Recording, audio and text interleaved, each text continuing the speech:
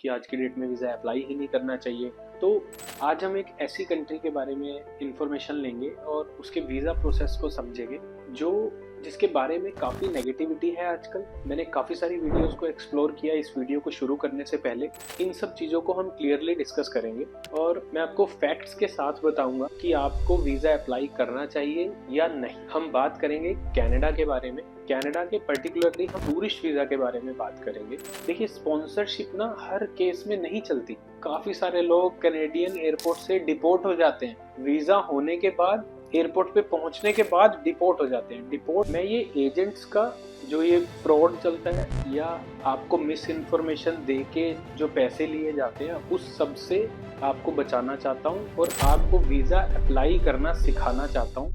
Hello and नमस्ते everyone, कैसे हैं आप सब। Welcome back to the channel. आज एक नई वीडियो के साथ, एक नए कंट्री के साथ और एक नए दिन में आप सभी का स्वागत है। वीडियो को शुरू करने से पहले सबसे पहले तो मैं आप सभी का बहुत शुक्रगुजार हूँ। आप सभी का बहुत बहुत थैंक यू कि आपने मेरी यूएसए की B1 B2 वीडियो को इतना प्यार दिया और कॉन्टिन्यूसली मुझे उस पर इतनी ईमेल्स आ रही हैं, इतने कमेंट्स आ रहे हैं। इन सब कमेंट्स में और ईमेल्स में एक रिक्वेस्ट मैं आपसे, आप सभी व्यूअर्स से, आप सभी सब्सक्राइबर्स से करना चाहूँगा कि काफ़ी लोग मुझे ईमेल कर रहे हैं कि क्या मैं आपका वीज़ा अप्लाई कर दूंगा। देखिए, मुझे वीज़ा अप्लाई करने में कोई प्रॉब्लम नहीं है। मैं 12 साल से वीज़ाज अप्लाई कर रहा हूँ लोगों के लिए, पर मैं YouTube को पर्टिकुलरली कमर्शियलाइज नहीं करना चाहता। आज मैं ये बात आपको अपनी 5th या 6th वीडियो में क्यों बता रहा हूँ, मैं ये बात आपको पहले भी बता सकता था। देखिए, कनाडा की वीडियो बनाने से पहले मैंने काफ़ी सारी वीडियोस एक्सप्लोर की और मुझे जो लूप होल दिखाना इन वीडियोस में वो ये था कि जितनी भी इंफॉर्मेशन कनाडा वीज़ा के बारे में, या पर्टिकुलरली आज हम कनाडा टूरिस्ट वीज़ा की बात कर रहे हैं, उसके बारे में जितनी भी इंफॉर्मेशन अवेलेबल थी ना, वो या तो एजेंसी फाउंडर्स ने ही बनाई हुई है, ऑब्वियसली, जैसे मैं भी बना रहा हूँ, या ट्रैवल एजेंट्स ने बनाई हुई है, जैसे मैं बना रहा हूँ। उसमें एक चीज जो मुझे सबसे कॉमन दिखी वो ये थी कि एंड ऑफ वीडियो में सब ये कह रहे हैं कि आप आइए हमारे पास, हम आपका वीज़ा अप्लाई कर देंगे। तो मैंने आपको पहले भी कहा था, मैंने YouTube का ये चैनल इस मोटिव से बिल्कुल शुरू नहीं किया कि मैं आपको यहाँ से अपना एडवर्टाइजमेंट करूँ और आपका वीज़ा अप्लाई करूँ। मैंने ये चैनल इसलिए शुरू किया है कि मैं सोसाइटी को क्या रिटर्न में क्या दे सकता हूँ। मैं इस चीज़ की कंसल्टेशन या आपका वीज़ा अप्लाई करने के बाद आपसे पैसे डिमांड करना, मैं उस चीज़ में नहीं घुसना चाहता यूट्यूब से। आप मुझे ईमेल करते हैं, आपने देखा होगा मैं जितनी ईमेल का रिप्लाई करता हूँ, ईच एंड एवरी ईमेल में मैं आपको नीचे लिख के डालता हूँ कि ईमेल कंसल्टेशन फ्री है। आप एक बार लीजिए, 10 बार लीजिए, 100 बार लीजिए। मैं ये एजेंट्स का जो ये फ्रॉड चलता है या आपको मिस इन्फॉर्मेशन दे के जो पैसे लिए जाते हैं, उस सब से आपको बचाना चाहता हूँ और आपको वीज़ा अप्लाई करना सिखाना चाहता हूँ। मेरा टारगेट है कि मैं इस ईयर के एंड तक काफ़ी सारी कंट्रीज कवर कर लूँ और लोगों को वीज़ा अप्लाई करना सिखा दूँ, ताकि उनको ये समझ में आ जाए कि वीज़ा अप्लाई करने के लिए एजेंट की ज़रूरत नहीं पड़ती 90% केसेस में। हाँ, कुछ एम्बेसीज हैं जो ऑथोराइज्ड रिप्रेजेंटेटिव से ही अपनी फाइल लेती हैं, हम उनके बारे में बात नहीं करेंगे। देखिए, हम मेजोरिटी के बारे में बात कर रहे हैं और अल्टीमेटली हम ये चाहते हैं कि किस तरह से व्यूअर्स का, किस तरह से आप लोगों का पैसा भी बचे और टाइम भी बचे। क्योंकि मैंने आपको पहले भी बताया कि वीज़ा अप्लाई करने के लिए ज़रूरी नहीं कि आपको एजेंट की ज़रूरत हो। बहुत ही सिंपल सोबर प्रोसेस होता है। अगर किसी एम्बेसी ने वीज़ा एप्लीकेशन आपसे लेना है तो उसने ऑनलाइन अपनी वेबसाइट पर कंप्लीट इन्फॉर्मेशन डाला होता है कि आप कैसे अप्लाई कर सकते हो, क्या उसकी प्रोसेसिंग फीस है, क्या कैसे बायोमेट्रिक होंगे, ईच एंड एवरी डिटेल होती है उस पर। तो उसमें एजेंट कहाँ से आता है पहले तो मुझे समझ नहीं आता। चलो, कुछ केसेस में एजेंट ऑब्वियसली यूज होता भी होगा। हम भी वीज़ा कंसल्टेंसी चलाते हैं, ट्रैवल एजेंसी चलाते हैं, तो कहीं ना कहीं वीज़ा के लिए लोगों को ज़रूरत पड़ती है। तो हम 10-20% वाली बात नहीं कर रहे, आज हम 80-90% वाली बात कर रहे हैं कि मेजोरिटी ऑफ पीपल जो पढ़े लिखे हैं वो वीज़ा अप्लाई कैसे कर सकते। तो चलिए अब हम शुरू करते हैं कनाडा वीज़ा की डिटेल्स को। ठीक है, तो उन वीडियोस में मुझे ये देखने मिला कि लोग कह रहे हैं कि वीज़ा अप्लाई कर दीजिए, रेशो अच्छा है। अब किसी के कहने पे अगर किसी ने रेशो अच्छा मान लिया और उसको अपना एप्लीकेशन करने के लिए बोल दिया, एजेंट ने तो अपने 10-20 हजार जो लेने हैं वो ले लिए, आपका तो रिजेक्शन आ गया। ठीक है, मैं आपको कहता हूँ कि आप किसी की बात मत मानिए, मेरी भी बात मत मानिए। आप एक इन जनरल गूगल सर्च करिए आज के डेट में कि कनाडा टूरिस्ट वीजा का रिजेक्शन रेट क्या है 2025 का। तो आपको क्लियर पिक्चर हो जाएगी कि आज की डेट में कनाडा वीजा मिल रहा है या नहीं मिल रहा है। देखिए, मेरे कहने पे या किसी एजेंट के कहने पे नहीं चाहिए, आप नंबर्स पे तो बिलीव करेंगे। ऑफिशियली कनाडा एम्बेसी भी नंबर्स रिलीज करती है, या इन जनरल आपको ऑनलाइन काफी चीजें मिल जाएंगी जिनको आप देख के एनालिसिस कर पाओगे कि वीजा मिल रहा है या नहीं मिल रहा। तो मैंने जहां तक देखा कि ये जो भी लोग हैं वीडियो बनाने वाले, जो आपको इनवाइट कर रहे हैं कि आप कनाडा वीजा अप्लाई कीजिए, या तो वो एजेंसी फाउंडर्स हैं या वो फ्रीलांसर्स हैं जो आपसे कुछ पैसे लेके और आपकी वीजा एप्लीकेशन फाइल कर देंगे। तो मैं आपको कह रहा हूँ कि मैं आपको वीजा एप्लीकेशन फाइल करना सिखा ही दूंगा। अगर मैं आपको वीजा एप्लीकेशन फाइल करना सिखा दूंगा तो आपको एजेंट की जरूरत पड़ेगी नहीं। एजेंट की जरूरत नहीं पड़ेगी तो आपका पैसा भी बचेगा और टाइम भी बचेगा और आप इस फ्रॉड से भी बचोगे। तो ठीक है, इन जनरल हमने काफी चीजें डिस्कस कर ली। अब हम शुरू करते हैं कनाडा टूरिस्ट वीजा का प्रोसेस, उसकी सारी डिटेल्स A to Z कि आपने कैसे करना है। सबसे पहले तो ना इस वीजा को समझने के लिए ना हम इसको कुछ पार्ट्स में डिवाइड कर लेते हैं ताकि इजीली आपको समझ आ जाए कि मैं आपको क्या कहना चाहता हूँ और आपका वीजा एप्लीकेशन का प्रोसेस होगा कैसे थ्रू आउट। सबसे पहले तो आप ये समझो कि कनाडा वीजा है क्या और वो किसको चाहिए। अब हम देखिए, आपको किसी भी पर्पज के लिए अगर कनाडा जाना है, आपको पढ़ने जाना हो सकता है, आपको आपको वहाँ काम करने जाना हो सकता है, आपको घूमने जाना हो सकता है, या किसी से मिलने जाना हो सकता है, आपकी कोई मीटिंग हो सकती है, कोई कॉन्फ्रेंस हो सकती है, so and so hundreds of reason हो सकते हैं कनाडा जाने के लिए। तो ये कनाडा की नहीं, किसी भी एम्बेसी की बात है। अगर आपको किसी भी पर्टिकुलर कंट्री में जाना है, उसके लिए आपको अलोंग विद इंडियन पासपोर्ट, या आप इंडिया की नेबरिंग कंट्री से भी अगर हैं, नेपाल, बांग्लादेश, पाकिस्तान, इन कंट्री से भी अगर आप हैं, तो अलोंग विद पासपोर्ट आपको एक डॉक्यूमेंट चाहिए जो एम्बेसी आपको देगी आपके पासपोर्ट पे प्रिंट करके। उसको हम बोलते हैं वीज़ा। वो मोस्टली कंट्रीज के लिए, हमारी एशियन कंट्रीज को चाहिए किसको?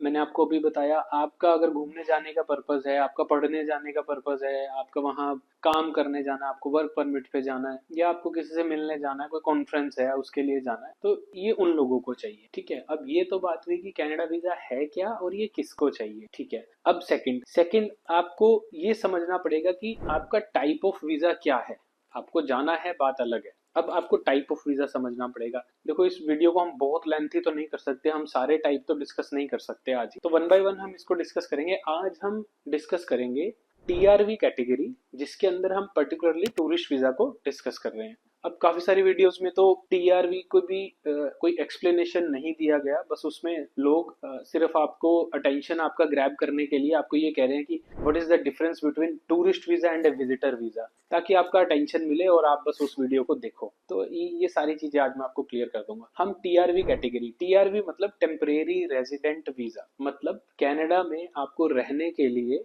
टेम्परेरी जो परमिशन मिलेगी कुछ दिनों के लिए, उसे हमने बोला टीआरवी। अब टीआरवी के अंडर टूरिस्ट वीजा भी आता है, स्टडी वीजा भी आता है और वर्क परमिट्स भी आते हैं इवन। अब इस चीज पे काफी लोगों को कंफ्यूजन हो जाता है कि विजिटर वीजा अलग है, टूरिस्ट वीजा अलग है, स्टडी वीजा अलग है, आपका वर्क परमिट अलग है। ऑब्वियसली ये कैटेगरीज अलग हैं, पर ये आती एक ही कैटेगरी के अंडर है, वो है टीआरवी। मतलब कि आपका जो वहाँ स्टेटस है वो टेम्परेरी रहेगा। ठीक है, तो हम अब डिस्कस करते हैं, शुरू करते हैं अपना टीआरवी। तो चलिए, अब सेकंड, जैसा मैंने आपको बताया कि हम अपने टाइप्स ऑफ वीजा को समझना होगा आपको। अब टूरिस्ट वीजा कैटेगरी को ओवरऑल अगर हम समझें तो ये बेसिकली शुरू हो सकती है ईटीए से, इलेक्ट्रॉनिक ट्रैवल ऑथराइजेशन, जो कि कुछ कंट्रीज के लिए अलाउड की हुई है कनाडा ने। उसमें ऑब्वियसली इंडिया या पाकिस्तान, बांग्लादेश, नेपाल, भूटान ये सब नहीं आते, इनको वीजा अप्लाई करना होता है। तो ये ईटीए कैटेगरी आपके लिए है नहीं, इससे आप कंफ्यूज मत होना। दूसरा है टूरिस्ट वीजा या विजिटर वीजा, जो मैं आपको बोल ही रहा हूँ। तीसरा है सुपर वीजा। अब जो टूरिस्ट वीजा, विजिटर वीजा जिसको आप बोल रहे हो, वो इन जनरल पर्पज के लिए है कि आपको किसी से मिलने जाना है, घूमने जाना है, या आपका कोई शॉर्ट टर्म कोर्स करने जाना है आपको 1 या 2 महीने का, उसके लिए टूरिस्ट या विजिटर वीजा है। ठीक है, उसकी सब कैटेगरीज होंगी ऑब्वियसली।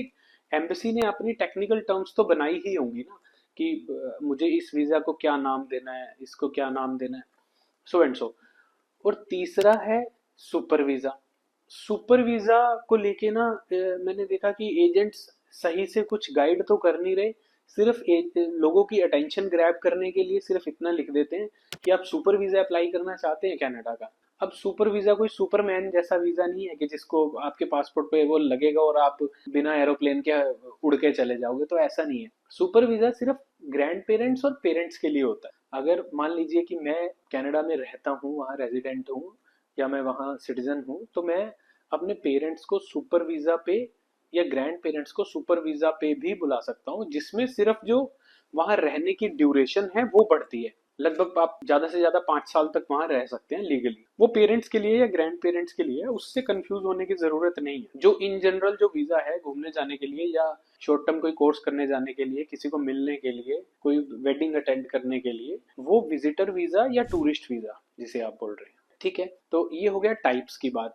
अब हमने पहले डिस्कस किया कि किसको चाहिए और वीजा है क्या। सेकंड हमने डिस्कस किया कि इसके टाइप्स क्या हैं। अब थर्ड, आपको टाइप समझ में आ गया। टाइप समझ में आ गया तो सबसे पहले आपके माइंड में आएगा कि हाँ मुझे टूरिस्ट वीजा अप्लाई करना है, तो अब मुझे क्या डॉक्यूमेंट्स क्या चाहिए। तो अब हम डिस्कस करेंगे डॉक्यूमेंट्स कि कनाडा टूरिस्ट वीजा अप्लाई करने के लिए हमें डॉक्यूमेंट्स क्या चाहिए। ठीक है, हम वन बाय वन शुरू करते हैं, बहुत ज्यादा लेंथी नहीं करेंगे इसको, हम थोड़ा जल्दी जल्दी डिस्कस करेंगे। सबसे पहला पासपोर्ट। आपको बेसिकली 6 मंथ का इसका वैलिडिटी चाहिए, पर मैं पर्सनली प्रेफर करता हूँ हमेशा कि कनाडा हो गया, अमेरिका हो गया, जो भी बड़ी कंट्रीज हैं जो लॉन्ग ड्यूरेशन का वीजा देती हैं, अगर आपका पासपोर्ट 1 साल उसकी वैलिडिटी पड़ी है या 8 महीने या 10 महीने वैलिडिटी पड़ी, प्रेफर कीजिए कि अपना पासपोर्ट रिन्यू करा लीजिए, ताकि आपको एक लंबी ड्यूरेशन का वीजा मिल सके और आप बार बार वीजा एप्लीकेशन से बच सकें। तो कनाडा के लिए भी सेम है। अगर आपका 1 साल का पासपोर्ट पड़ा है अभी, तो कनाडा आपको, वैसे तो 10 साल का वीजा मिलता है कनाडा का, पर अगर आपका पासपोर्ट ही 1 साल की एक्सपायरी पड़ी है तो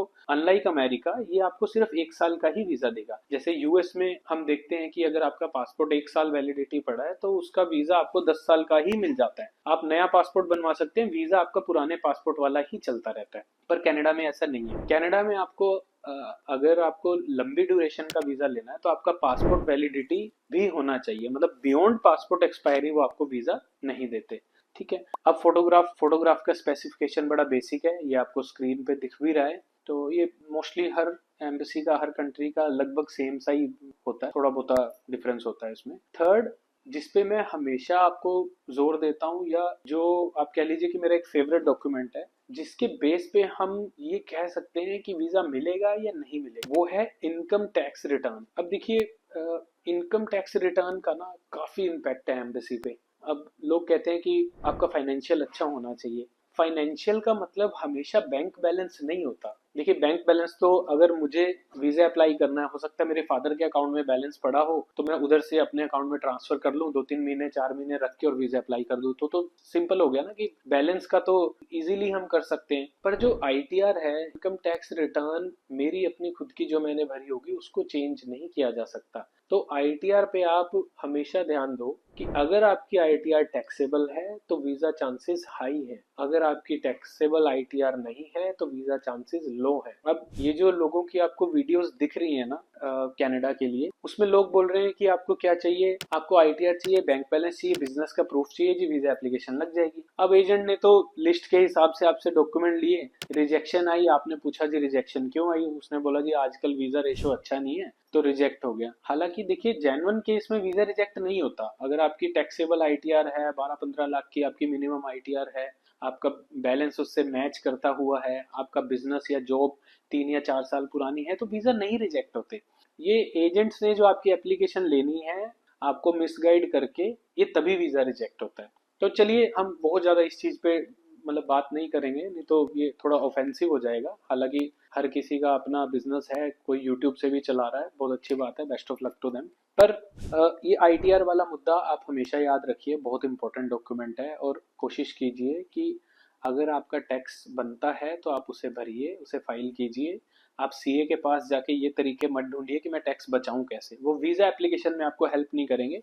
हाँ, अगर आपने वीजा अप्लाई करना ही नहीं है तो बहुत बढ़िया, आप नॉन टैक्सेबल आईटीआर भरते रहिए। ठीक है, तो आईटीआर के बाद अब आया बैंक बैलेंस। देखिए, बैंक बैलेंस को ना आप ऐसे समझो कि किसी एम्बेसी ने कोई पर्टिकुलर अमाउंट सेट नहीं किया, उन्होंने हमेशा ये कहा कि आपके पास सफिशिएंट अमाउंट होना चाहिए। अब सफिशिएंट को आप कैसे समझो, सफिशिएंट को आप ऐसे समझ सकते हो कि एक कंट्री में घूमने जाने के लिए अगर 10 दिन का एक्सपेंस 3 लाख रुपए आता है फॉर एग्जाम्पल, तो अगर आप उस कंट्री में घूमने जा रहे हो, आपके अकाउंट में अगर 3 ही लाख रुपए हैं, तो एम्बेसी को कहीं ना कहीं डाउट होगा कि आप पैसे खत्म होने के बाद वापस कैसे आएंगे। तो आप कोशिश कीजिए कि एटलीस्ट उसका डबल अमाउंट तो आपके अकाउंट में हो। तो अगर आप बैंक स्टेटमेंट की पर्टिकुलरली बात करें तो एटलीस्ट 6 महीने से वो पैसा आपके अकाउंट में होना चाहिए। एक तो दूसरा, जितना भी उस कंट्री में घूमने जाने का एक्सपेंस है उससे डबल आपके अकाउंट में होना चाहिए।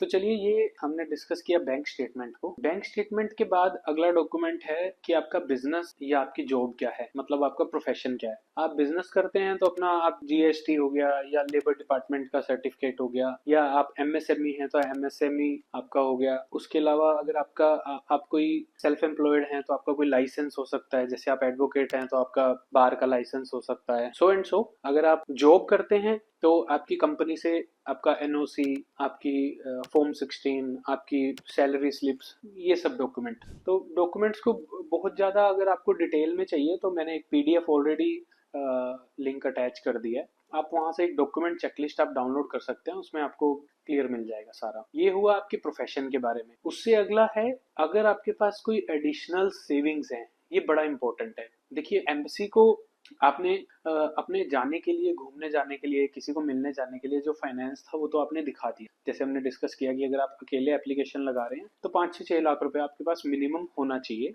At the time of application, ठीक है। और अगर इसके अलावा आप कोई सपोर्टिंग डॉक्यूमेंट लगाते हैं, जैसे आपके पास कोई एफडी हो आपका, या कोई आरडी हो आपका, या आपका एलआईसी है, या आपके म्यूचुअल फंड्स हैं, या आपने स्टॉक्स लिए हुए हैं, या आपने कोई इंश्योरेंस अलग से कोई लिया हुआ है, अगर आप इन सब चीजों को भी साथ में लगाते हैं तो एम्बेसी को थोड़ा ट्रस्ट फैक्टर, एक आप कह लीजिए कि एम्बेसी को थोड़ा ट्रस्ट हो जाता है कि आपने सेविंग्स इंडिया में की हुई है, तो ऑब्वियसली आप वहां जाके कहीं रह नहीं जाओगे, जो जिस कारण से ज्यादातर वीजा रिजेक्ट होते हैं। तो वो भी आप लगा सकते हैं। आपके क्रेडिट कार्ड की स्टेटमेंट्स, अगर देखिए, मैं नहीं कहता कि अगर आपकी 20-30 हजार 40 हजार की क्रेडिट कार्ड की लिमिट है तो आप उसका स्टेटमेंट लगाइए। हाँ, अगर आपकी लिमिट 2 लाख 3 लाख 4 लाख या इससे ज्यादा है तो आप जरूर लगाइए उसको। उसके पीछे मैं आपको रीजन बता देता हूँ कि देखिए, वैसे तो किसी को नहीं पता कि एम्बेसी सिबिल रिपोर्ट चेक करती है या नहीं, है ना। पर आपको क्रेडिट कार्ड मिलने का मतलब, अगर आपको एक हैवी अमाउंट का क्रेडिट कार्ड बैंक ने दिया हुआ है तो ऑब्वियसली एम्बेसी भी ये सोचेगी कि अगर आपका क्रेडिट कार्ड का लिमिट ही 10 लाख है तो इसका मतलब इनका फाइनेंशियल ठीक है,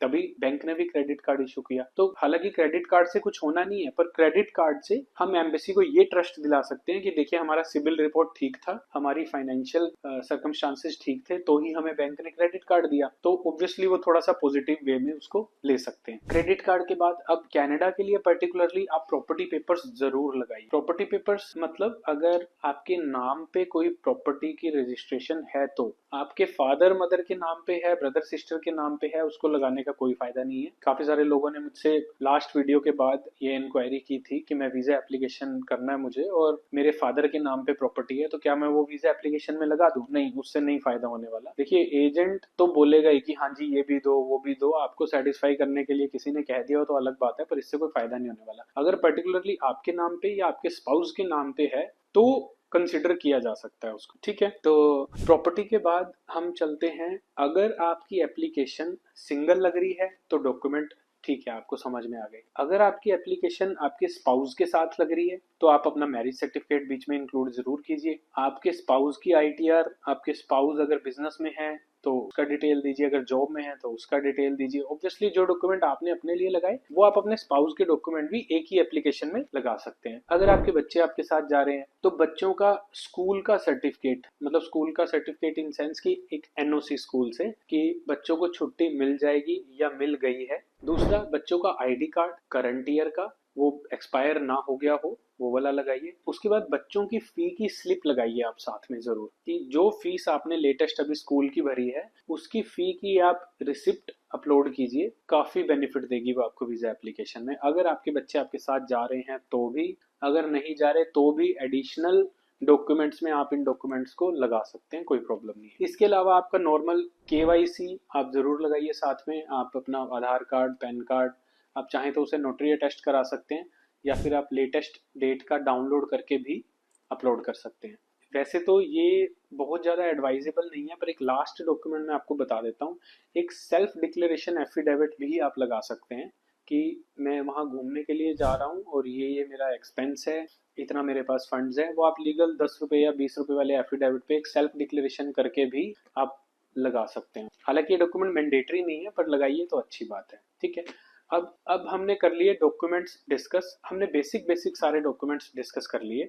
इसके बाद हम ये मानते हैं कि आप डॉक्यूमेंट्स आपने सारे इकट्ठे कर लिए, अब हम चलते हैं वीजा एप्लीकेशन की तरफ। अब वीजा एप्लीकेशन ना कनाडा का, देखो मैं आपको फिर से कह रहा हूँ, अगर डॉक्टर आपको बीमारी बड़ी नहीं बताएगा तो आप पैसा नहीं दोगे ऑब्वियस। अगर एजेंट आपको ये नहीं कहेगा कि कनाडा का वीजा मुश्किल है तो अल्टीमेटली आप खुद ही कर दोगे। हालांकि मैं आपको कह रहा हूँ कि एप्लीकेशन आसान है, आप खुद कर सकते हो। आप एजेंट के कहने पे जाओगे तो एजेंट आपसे पैसा भी लेगा और आपका टाइम भी खराब करेगा, उसकी जरूरत नहीं पड़ेगी। ठीक है, तो एप्लीकेशन प्रोसेस के लिए देखो, मैं आपको डिटेल्ड एप्लीकेशन प्रोसेस तो मैं अलग वीडियो बनाऊंगा उसके लिए, क्योंकि वो लेंथी हो जाएगा थोड़ा ये वाला वीडियो नहीं। तो एप्लीकेशन प्रोसेस बिल्कुल सिंपल है इसका। आपको जीसी की बनाना है, बेसिक बेसिक डिटेल तो मैं आपको ये स्क्रीन पे दिखा रहा हूँ, आप इससे थोड़ा समझ लीजिए। आपको जीसी की बनाना है, जीसी की बनाने के बाद आपको ना बेसिक क्वेश्चंस पूछेगा, कुछ 12-15 या उससे थोड़े ज्यादा है शायद। वो सारे क्वेश्चंस के आंसर करने के बाद आप उनको एलिजिबिलिटी कह लीजिए, एलिजिबिलिटी क्राइटेरिया है। वो क्वेश्चंस आप जैसे जैसे पूछता जाए आप उसका अकॉर्डिंगली अपने केस के हिसाब से आंसर देते जाओ, और उसके बाद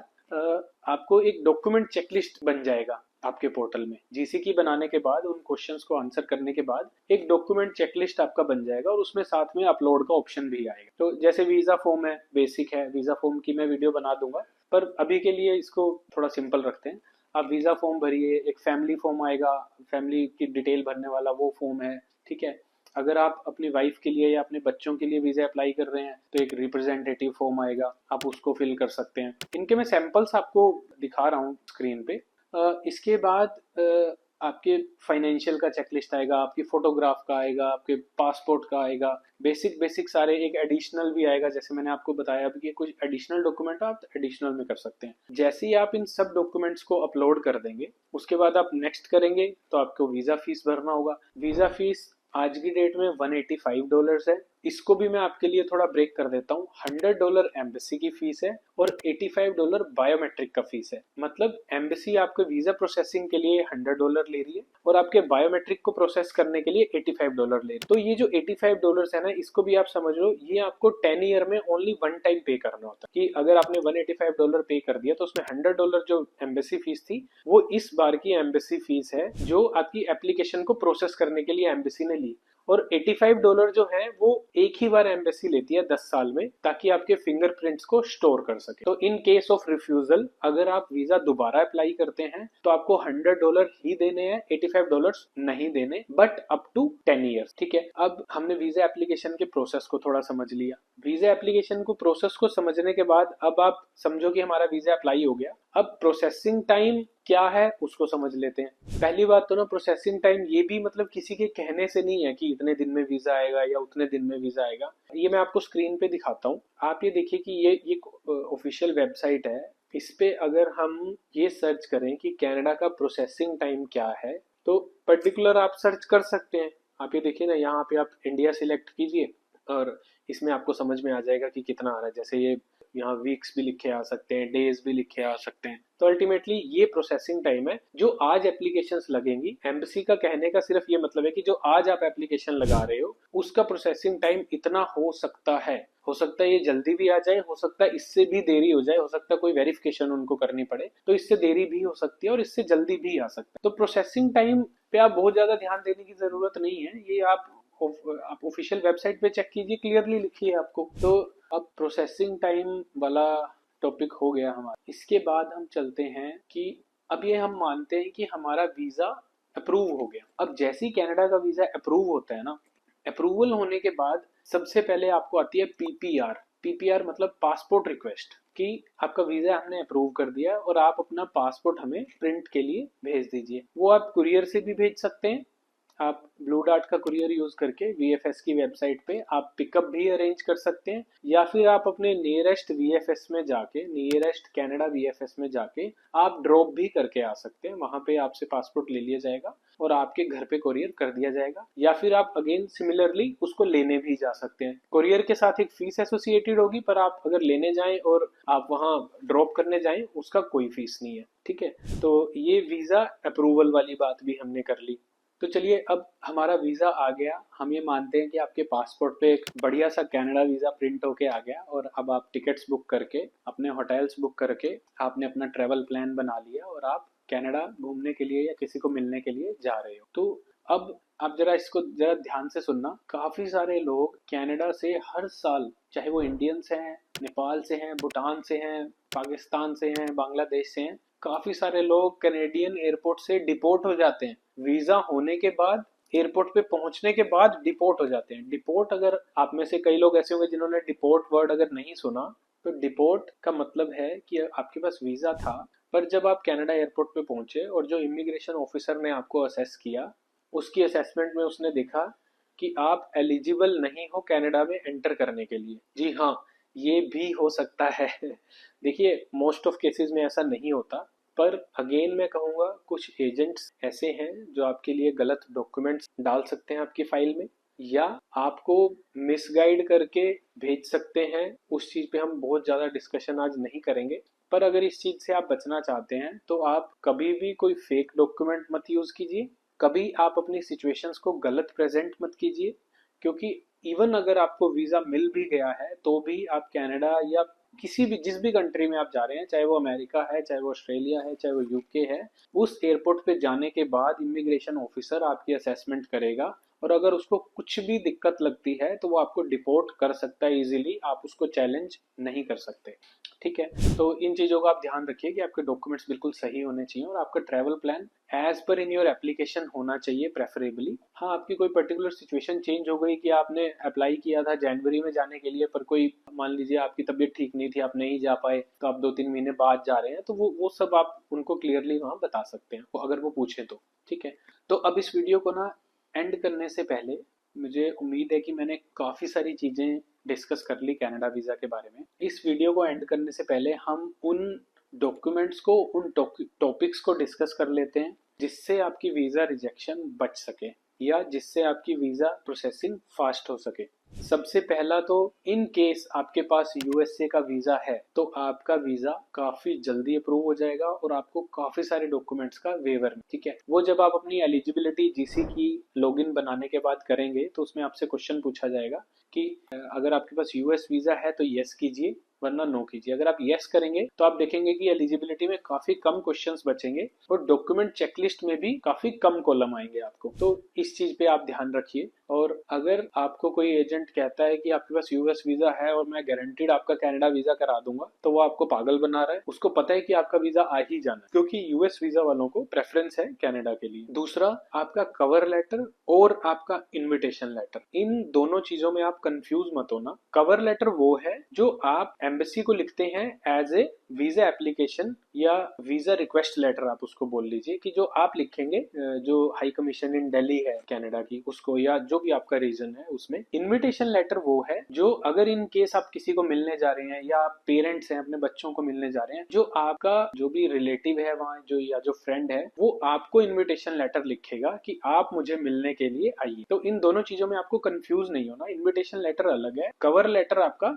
अलग है। ये हमने बात की कवर लेटर और इनविटेशन लेटर की। इसके बाद देखिए, मैंने आपको बताया आईटीआर अगर आपका टैक्सेबल नहीं है, हाँ अगर आपकी ट्रैवल हिस्ट्री इतनी है कि वो हर चीज पे पर्दा डाल सकती है, तो मैं कहूंगा कि आप बिल्कुल वीजा अप्लाई कीजिए। अगर आपके फाइनेंशियल्स स्ट्रॉन्ग नहीं है तो आज की डेट में 2025 में अक्टूबर में, नवंबर में आप अभी वीजा अप्लाई मत कीजिए। अभी बहुत ज्यादा रेशो नहीं है। हाँ, अगर आपका कोई रीजन ऐसा है कि आपका जाना बहुत जरूरी है तो ही वीजा अप्लाई कीजिए। अभी एम्बेसी की तरफ से मुझे कोई बहुत ज्यादा रिजल्ट अच्छा देखने नहीं मिलता मेरे एनालिसिस के हिसाब से। अगर आपका जाना जरूरी है, या आपके बच्चे हैं वहां पे, या आपका कोई रिलेटिव है, या आपका कोई फ्रेंड है जो आपको इनविटेशन लेटर भेज सकता है, तो ही आप वीजा अप्लाई कीजिए। आगे है कि स्पॉन्सरशिप क्या है। अब काफी लोग इसमें कंफ्यूज्ड हैं कि हम कनाडा से स्पॉन्सरशिप मंगा लेंगे। देखिए स्पॉन्सरशिप ना हर केस में नहीं चलती। इनविटेशन लेटर, जैसे मैंने आपको बताया अभी, कवर लेटर और इनविटेशन लेटर अलग अलग है, ऐसे ही इनविटेशन लेटर और स्पॉन्सरशिप लेटर ये बिल्कुल अलग चीजें हैं, आप इसमें कंफ्यूज मत होना। देखिए इनविटेशन है, अगर मान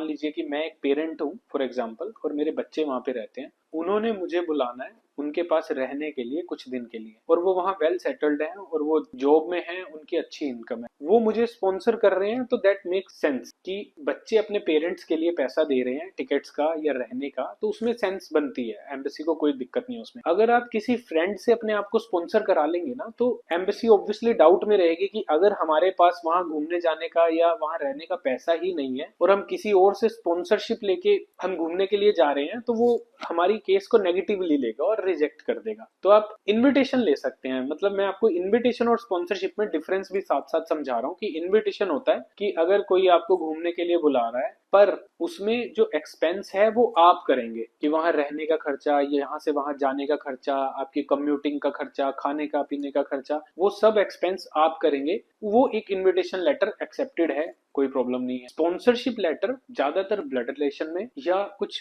पर्टिकुलर केसेस में ही चलता है, तो आप इस चीज पे, जैसे एजेंट ज्यादातर ये बता देते हैं कि हम आपकी स्पॉन्सरशिप मंगा देंगे, तो अगर आपका कोई रिलेशन ही नहीं है किसी से, आप और उससे स्पॉन्सरशिप मंगाओगे तो उसमें वीजा नहीं है। हाँ, कोई पर्टिकुलर कंपनी ओरिएंटेड या कोई किसी का कॉन्फ्रेंस है उसके लिए कुछ कॉर्पोरेट टाइप को इनविटेशन आ रहा है आपको, वो एक स्पॉन्सरशिप में जा सकता है, उस पर एक मतलब हम अलग से डिस्कशन कर सकते हैं।